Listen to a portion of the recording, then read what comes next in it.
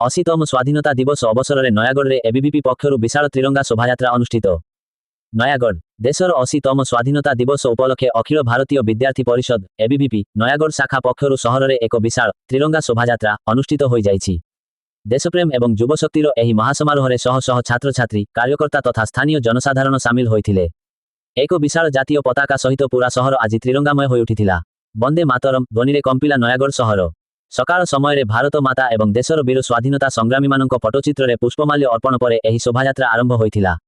ଶୋଭାଯାତ୍ରାଟି ସହରର ମୁଖ୍ୟ ଛକ ଓ ବଜାର ପରିକ୍ରମା କରିବା ସମୟରେ ଭାରତ ମାତା କି ଜୟ, ବନ୍ଦେ ମାତରମ୍ ଏବଂ ଦେଶାତ୍ମବୋଧକ ସ୍ଲୋଗାନରେ ସମଗ୍ର ପରିବେଶ ଉତ୍ସବମୁଖର ହୋଇପଡ଼ିଥିଲା।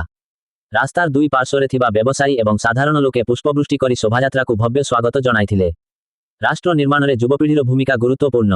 ଶୋଭାଯାତ୍ରା ଶେଷରେ ଆୟୋଜିତ ସଭାରେ ଏବିଭିପିର ବରିଷ୍ଠ କର୍ମକର୍ତ୍ତା ଓ ଅତିଥିମାନେ ଯୋଗଦେଇ ରାଷ୍ଟ୍ର ନିର୍ମାଣ ତଥା ଦେଶର ଉନ୍ନତିରେ ଯୁବସମାଜର ଦାୟିତ୍ୱ ଉପରେ ଆଲୋକପାତ କରିଥିଲେ। ଅନେକ ବଳିଦାନ ପରେ ମିଳିଥିବା ଏହି ସ୍ୱାଧୀନତାକୁ ବଜାୟ ରଖିବା ଏବଂ ଦେଶକୁ ଆଗକୁ ନେବା ଆମ ଯୁବପିଢ଼ିର ପ୍ରମୁଖ କର୍ତ୍ତବ୍ୟ। ଏହି ତ୍ରିରଙ୍ଗା ଯାତ୍ରା କେବଳ ଏକ ଉତ୍ସବ ନୁହେଁ, ବରଂ ଏକ ସମୃଦ୍ଧ ଓ ଆତ୍ମନିର୍ଭର ଭାରତ ଗଠନ ପାଇଁ ସଂକଳ୍ପ। କାର୍ଯ୍ୟକ୍ରମର ମୁଖ୍ୟ ଆକର୍ଷଣ ବ୍ୟାପକ ଜନସମାଗମ। ନୟାଗଡ଼ର ବିଭିନ୍ନ କଲେଜ ଏବଂ ଉଚ୍ଚ ମାଧ୍ୟମିକ ବିଦ୍ୟାଳୟରୁ ଶହ ଶହ ଛାତ୍ରଛାତ୍ରୀ ଅଂଶଗ୍ରହଣ କରିଥିଲେ। ଦୀର୍ଘ ତ୍ରିରଙ୍ଗା ପ୍ରାୟ 3 କିଲୋମିଟର ରାସ୍ତାରେ ବିଶାଳ ତ୍ରିରଙ୍ଗା ପତାକା ଧରି ଯୁବକମାନେ ପଦଯାତ୍ରା କରିଥିଲେ। କାର୍ଯ୍ୟକ୍ରମ ଶେଷରେ ସମୂହ ଜାତୀୟ ସଙ୍ଗୀତ ଗାନ କରାଯାଇ ମିଷ୍ଟାନ୍ନ ବଣ୍ଟନ କରାଯାଇଥିଲା।